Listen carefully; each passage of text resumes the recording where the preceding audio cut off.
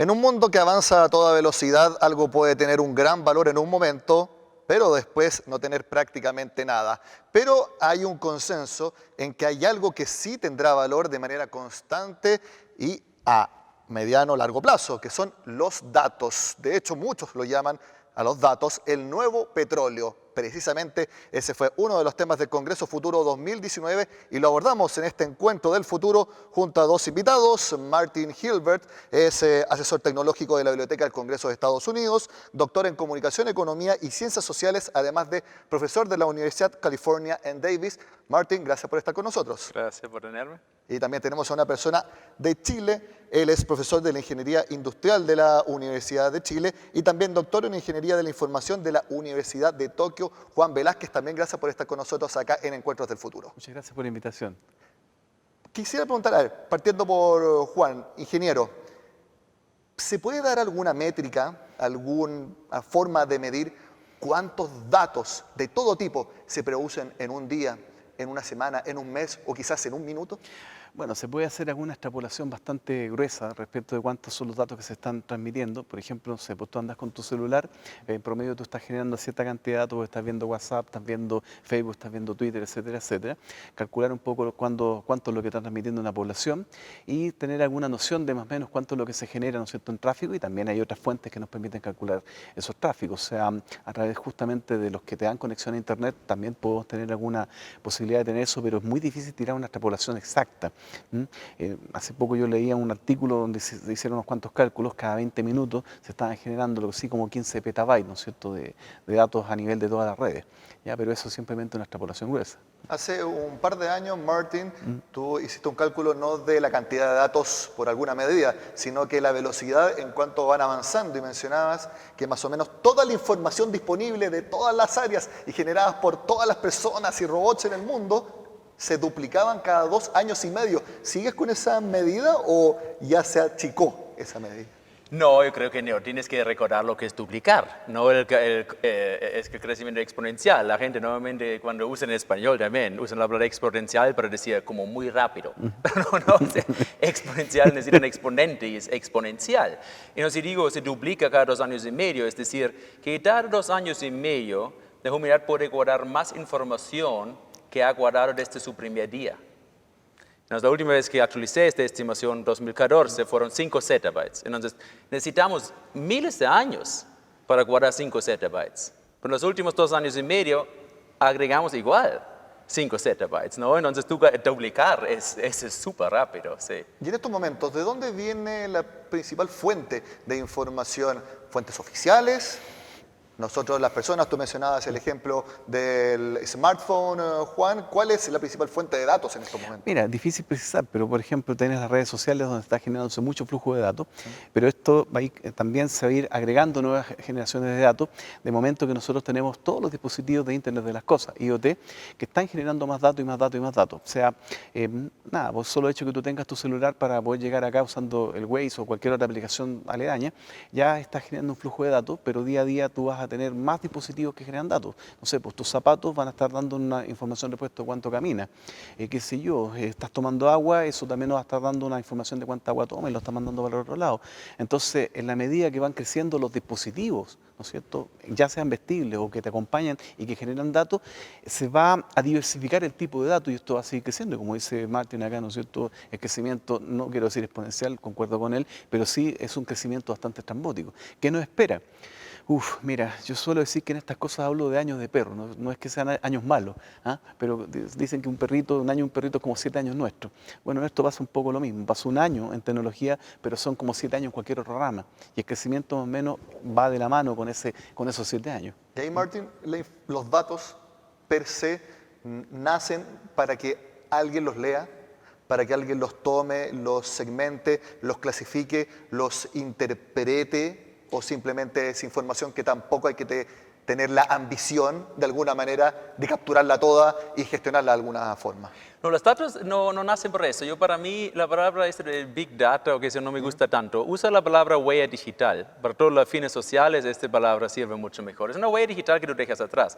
Si tú interactúas digitalmente, será sea por radio, por señal de radio, o por fibra óptica o por un comprador, tú necesariamente produces esta huella. Algo tiene que dejar unos y ceros, tiene que existir. No tiene que existir, tiene que ser registrado. Cada interacción deja una huella. Inevitable. Tú después puedes decir, ay, por favor, bórramela. Pero no automáticamente, primero está este huella. Entonces lo producimos con cada paso digital que hacemos, queramos o no. Y tienes que recordar que las 5 empresas más grandes del mundo hoy en día, no uno cuando habla con un presidente o un decano o algo así, uno piensa todavía que las grandes empresas son petroleras o los bancos, los superpoderosos, ¿no? Empezamos guerras por el petróleo y los bancos que nos manejan. No, las 5 empresas más valoradas en el mundo hoy en día, todos los 5 estudian en su mayoría patrones sociales que dejamos atrás en nuestra interacción digital y lo convierten en valor económico. Es muy diferente lo que maneja el mundo hoy en día. Entonces tiene mucho valor y aprendemos también mucho sobre quiénes somos. De hecho, en el mercado financiero se dice que el que tiene la mejor información es el que tiene más valor, por ejemplo, para anticipar la compra de una acción. Aquí la empresa que tiene más información va a ser también la más valiosa por todas las cosas que puede hacer con esa información. Sí, bueno, hay diferentes compañías de datos, ¿no? Pero básicamente hacen eso. Por ejemplo, ahora yo escuché que aquí en Chile hay una empresa chilena, Corner Shop, ¿no? Que se puso muy famosa y muy exitosa. Bueno, lo que hacen es coleccionar datos sobre tu patrón de compra. Y esto también es súper valioso para ellos, para las otras empresas, para los mercados, porque también coleccionó una empresa de datos al final. Tú piensas y dices, ay, pero ese barato. Facebook es gratis, Waze es gratis, ay, qué bueno. No, tú lo pagas con los datos. No, hoy con los datos tienen valor económico y lo pueden convertir en valor económico. Ahora, para la economía eso es fantástico, porque lo mejor que te conozcan estas empresas con shop es fantástico, ajusta oferta y demanda, y eso para la economía es muy valioso para ambos, consumidores y vendedores. Ahora, ¿todo es dato? ¿Hay alguna forma de definir algo que quizás sea más valioso o menos valioso como dato? Estoy pensando en una opinión en redes sociales, que a veces uno puede decir algo que siente en el momento, pero que quizás no es algo que uno pensó mucho, o igual, también es un dato. A ver, tú tocaste un tema cuando hacías tu análisis, a ver, la información, no es cantidad de información, sino que información correcta, oportuna, que sea información valiosa para la toma de decisiones. A ver, para poder tener buena información tengo que tener buenos datos. Los datos tienen que estar limpios, ¿te fijas? Entonces, la cadenita que tenemos acá es que del dato yo saco información. La diferencia entre el dato y la información me permite tomar decisiones. Y a partir de justamente el registro de todos estos patrones que están pasando acá, yo puedo obtener un conocimiento. Que desde un punto de vista tecnológico tú lo puedes parametrizar como patrones de algo que está pasando, más reglas de cómo usarlo. Entonces, cuando estas empresas empiezan a utilizar esos patrones, pueden extrapolar un comportamiento, ¿de acuerdo? Cuando extrapolamos ese comportamiento, yo digo, mira, caramba, ¿sabéis que a esta gente le está interesando estos productos? Así que la próxima oferta tiene que contener las siguientes variables, porque los patrones me están mostrando eso. Entonces, esas pepitas de oro que tú estás buscando en esta cordillera de datos es encontrar justamente esos patrones que te permiten a ti después hacer la oferta correcta al cliente correcto en el momento correcto para poder justamente incrementar o mantener tu participación de mercado. Por ahí va el asunto. Y en estos momentos la información o los datos más fidedignos se obtienen de nuestros smartphones, de lo que comentamos en redes sociales. Ahí donde está verdaderamente Claro, lo más importante. También tus compras, ¿no? Tu tarjeta de crédito, sí. Tu información no verbalizada. Claro, cualquier huella digital lo que dejas atrás. Sí. ¿Quiénes definen esto? Los softwares de manera independiente, los humanos que escribieron esos softwares para que determinen qué es información como por distintos parámetros. A ver, tú quieres estudiar un fenómeno dado, esa huella que acaba de decir Martín, y esa huella vamos a analizar un fenómeno dado. Basado en ese fenómeno que tú quieres estudiar, lo primero es plantearse, bueno, cuáles son los datos que van a intervenir para estudiar ese fenómeno. Si, por ejemplo, lo que yo quiero es estudiar tu comportamiento de compra, los datos que voy a analizar son respecto de la huella que dejaste sobre tu comportamiento de compra. Tu opinión en redes sociales tal vez en ese momento no me interesan, a menos que tú estés hablando sobre un producto determinado que está referenciado con tu comportamiento de compra. Entonces, la primera etapa, si tengo el saco, la cordillera de datos, es de ahí de identificar cuáles son los que me sirven para el fenómeno que voy a estudiar. Y los demás, bueno, los dejo ahí nomás, ¿te fijas? Entonces con eso yo empiezo a caracterizar lo que viene. Ahora, el concepto de huella me gusta mucho porque te está dando un dato que es real, la compra es real. Tú pasaste la tarjeta y está asociado a un número, ¿de acuerdo? Pero esas opiniones que de repente se vierten en las redes sociales, bueno, no necesariamente son reales. son opiniones, bueno, la opinión es como el ombligo, cada quien tiene una, ¿no? Entonces yo puedo decir algo que simplemente me parece que no tiene ningún acervo científico y lo tiré nada más. ¿Ya?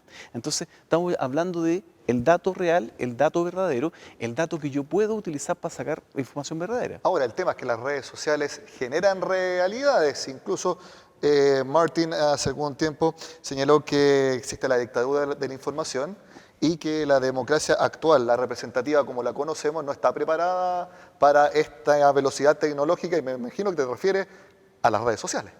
Sí, claro. Y en general la tecnología digital, ¿no? La democracia siempre fue, democracia es un proceso 100% de procesar información.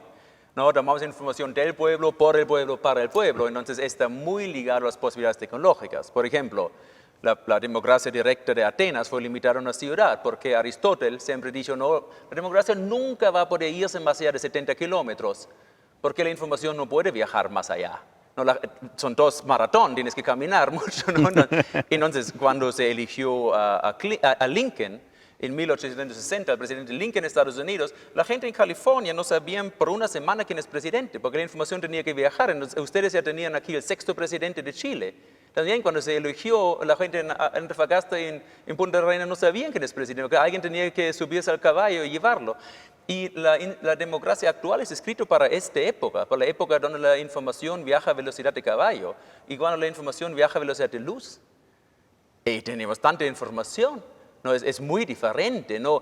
Hoy la democracia hoy en día representativa como existe, procesa un bit cada 4 años. Qué ridículo es este banda de ancha, ¿no? Ancha de banda, entonces tú, un bit, digamos, izquierda o derecha, cada 4 años, eso es todo lo que procesa. ¿Y es probable que los votantes ahora estén mucho más informados y sepan más que sus representantes? Esa es una pregunta interesante. La pregunta es que si puedo desarrollar un sistema, por ejemplo, de inteligencia artificial, que realmente me podría representar la opinión de Chile mejor que un par de señores que nos deben representar. O sea, cambiar el representante por uno humano, quizás por uno artificial. Para provocar, diría eso, sería posible y o deseable o mejor, más democrático, si por ejemplo la inteligencia artificial por un lado también agrega lo que es la opinión del pueblo y o ejecuta la ley también. Bueno, en esta primera parte hemos conversado de qué es la información, de cuánta se produce y también ahora último de para qué se usa. Bueno, en el segundo bloque de este encuentro del futuro hablaremos de cuáles son o debieran ser los usos correctos de los datos que se generan.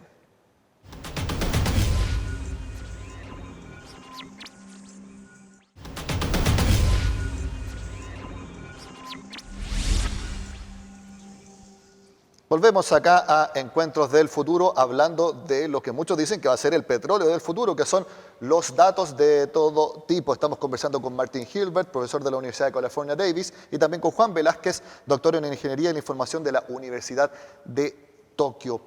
Juan, usted es experto en revisión de datos, quizás en software para agrupar estos datos y darles un sentido. ¿Se puede usar, es correcto usar todos los datos disponibles? A ver, para estudiar un fenómeno uno tiene que primero parcelar cuáles son los datos que vamos a utilizar.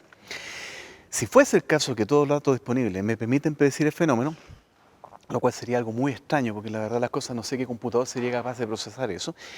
Bueno, podría ser, pero la verdad las cosas es que lo que hacemos es aislar, o sea, si tengo un gran volumen de datos, yo saco aquellos que me van a servir para el fenómeno de estudio y bueno, realizo toda una serie de acciones para transformar esos datos en lo que nosotros llamamos vectores de características que después nos permiten, no sé, pues plantear algún modelo. Entonces estamos haciendo modelos que al final, este modelo nos permite, comillas, predecir lo que viene a partir del procesamiento del dato que está. Y en el fondo, lo que hacemos nosotros siempre estar haciendo comparaciones con, o digamos, con patrones que hemos ido encontrando. O sea, si por ejemplo tú tienes el siguiente comportamiento de compra que se parece a un comportamiento que ya habíamos visto antes, entonces mi reacción va a ser decirte, tal vez estos productos te interesan porque tú perteneces al grupo de personas que tiene este comportamiento de compra. Y en estos momentos se podría decir a la persona, ¿puedo usar tus datos? ¿O ya es algo medio iluso, pensando en la velocidad del tiempo A ver, que vivimos? siempre se supone que yo tengo que decirle, tengo que hacer lo que se llama un consentimiento informado. Por ejemplo, si yo voy a un supermercado X y me están pidiendo el RUT, en algún momento cuando yo saqué la tarjetita, me pasaron un contrato que yo leí de cabo a rabo, ¿no? De esas 10 páginas donde dice que se ocupar mis datos.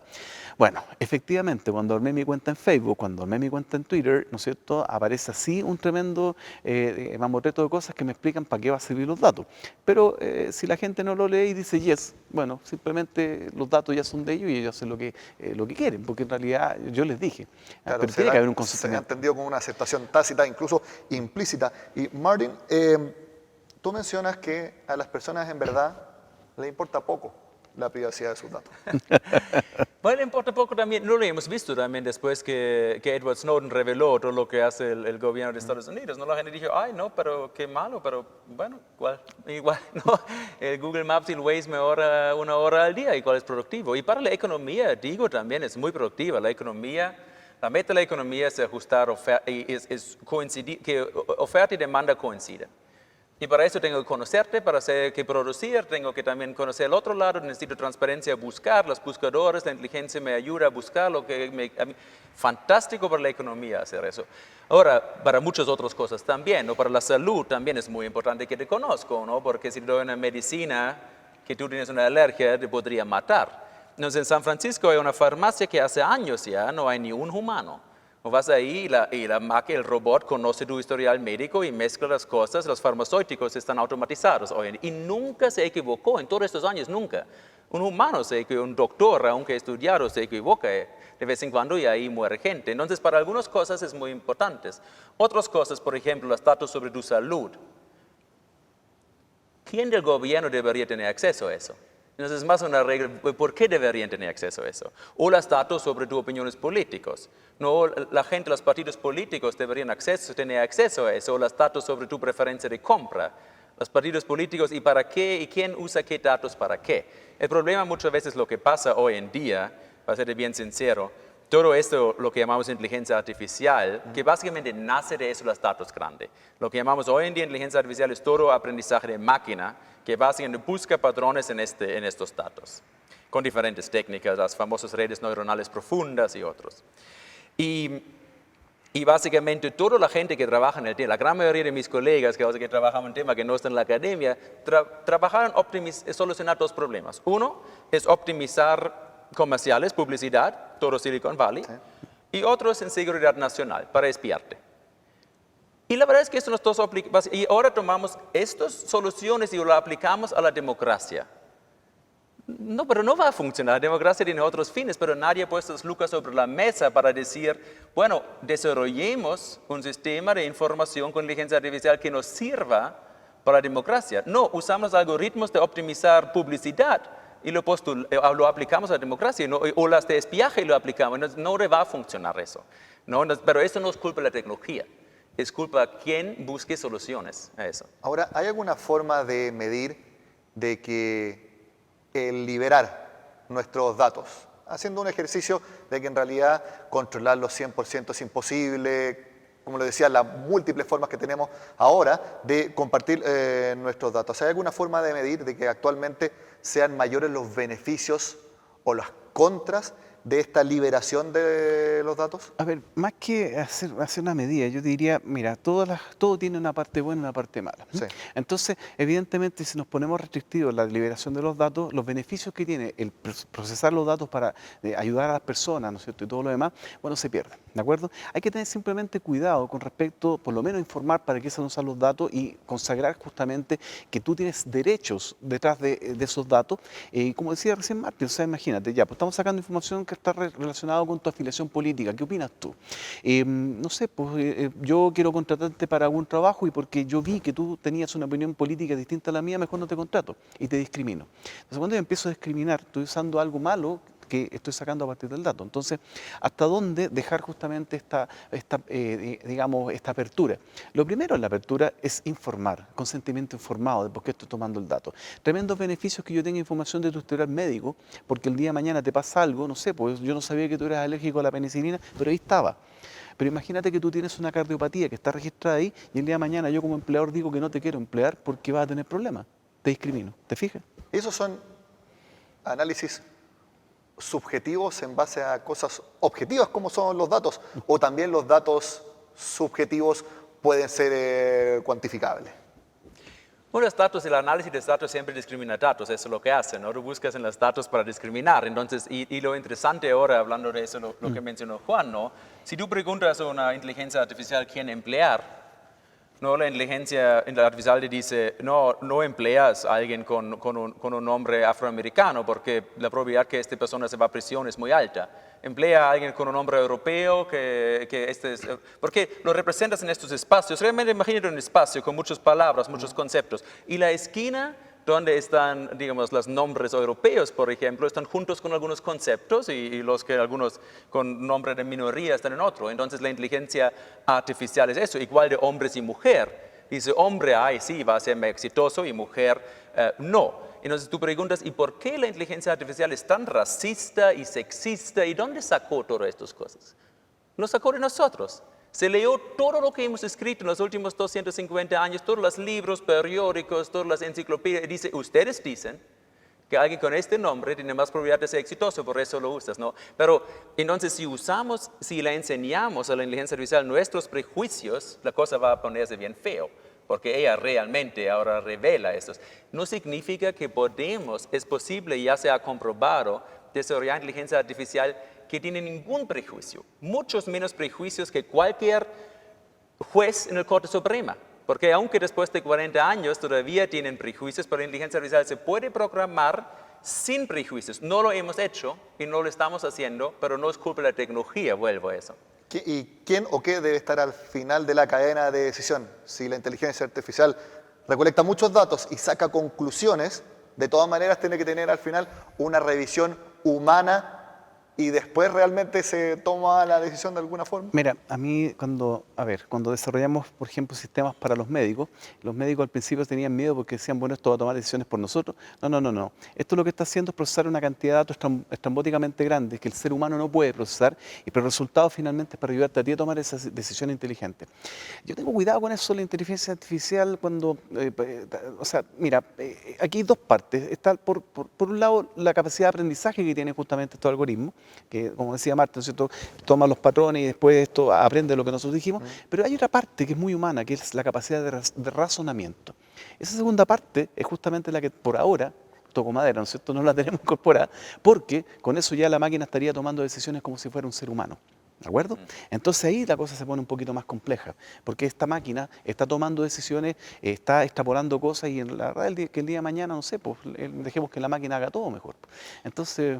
Claro, y quiero destacar que para controlar eso no hace falta ser un computino nerd que entiende exactamente el algoritmo, porque también es la salsa mágica que la empresa vende. No tienes que entender el detalle del algoritmo. Por ejemplo, en la comida va lo mismo, o en los farmacéuticos. No, el regulador de la comida, en la farmacéutica, no tiene que saber la receta que usó la compañía farmacéutica para desarrollar esta medicina para saber si es tóxica o no. Simplemente testea la medicina y como lo hiciste no ni me interesa. Entonces también se necesitan reguladores para algoritmos, porque estamos empezando a poder esos algoritmos, toman decisiones y ni me interesa lo que hacen. Quédate con tu salsa mágica, pero sí yo puedo ver si se toman decisiones. Por ejemplo, un ejemplo. Si tú tienes 5 fotos en Facebook de tu cara, con 91% de probabilidad puedo predecir tu orientación sexual, si sos homo heterosexual. Para un hombre, para una mujer con 85% de probabilidad. Puede predecir 5 fotos nomás de tu cara en Facebook, ¿no? Entonces ahora existe eso existe. La bomba existe. No significa que tenemos que usarlo para lo mal. Ahora, primero se tiene que ver que también nosotros, el público, y por ende lo que nos representan, digamos, el Congreso ponga leyes ahí y el gobierno que ejecuta nuestra voluntad se empiezan a mover, que nosotros primero también les empujamos para que se muevan, para que empiezan a regular esas cosas, ¿no? Porque cuando se abusa eso, ahí se ponen los problemas. Que existe. Mi última pregunta para los dos, nos queda solamente un minuto. ¿Dará más la persona que se considera sabia no es la que sabe más de muchas áreas, sino que la que se concentra en una área muy pequeña para así centrarse solamente en un campo de la información, debido a que el crecimiento tan grande hace difícil que en verdad podamos ser sabios en distintas materias? A ver, mira, yo tengo una concepción de la sabiduría media japonesa en ese aspecto y te podría decir que más allá de que concentrarse en un área, para mí la sabiduría corresponde a que esa persona es capaz de combinar varias áreas, teniendo información, ¿no es cierto?, cada una de ellas, y a partir de esa combinación puede decirte esto es lo que va a pasar. Porque hay cosas que son, por así decirlo, parte del acervo cultural de la humanidad. ¿Ah? Yo no tengo que estar en un país o seguir una religión o qué sé yo, que me tenga una ley o todo lo demás para saber qué cosas que son éticamente correctas, ¿me entiendes? Entonces, esa sabiduría tiene que ver mucho con poder combinar situaciones, datos, información que provienen de varias fuentes. No tengo que ser experto en todo, porque termino siendo especialista en nada. Juan Velázquez, profesor de Ingeniería Industrial de la Universidad de Chile, muchas gracias por estar en Encuentros del Futuro. Y también agradezco a Martin Hilbert, asesor tecnológico de la Biblioteca del Congreso de Estados Unidos y profesor de la Universidad de California, Davis. Gracias por estar con nosotros. Muchas gracias. Gracias. Y también muchas gracias por estar ustedes acá en Encuentros del Futuro, obviamente parte del Congreso del Futuro 2019.